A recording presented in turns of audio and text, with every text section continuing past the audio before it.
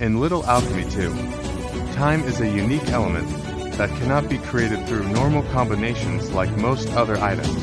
Instead, it is unlocked automatically after you have discovered a certain number of elements in the game. Here's a complete guide on how to get time and how to use it effectively.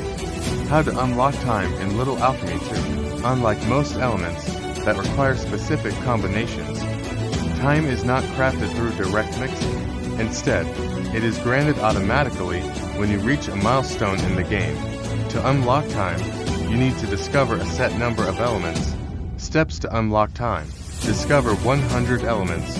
Once you create and collect 100 different items in Little Alchemy 2, the game will automatically grant you access to the time element. Keep experimenting. Focus on crafting basic elements first, then combine them to make more complex ones. Keep an eye on progress to ensure you're moving toward the 100 element milestone. Use hints optional. If you're struggling to find new elements, use the in-game hint system to help you reach the required number faster. Best ways to reach 100 elements quickly to unlock time as soon as possible. Follow these strategies. 1. Start with basic elements. Begin with the 4 primary elements: earth, fire, water, air.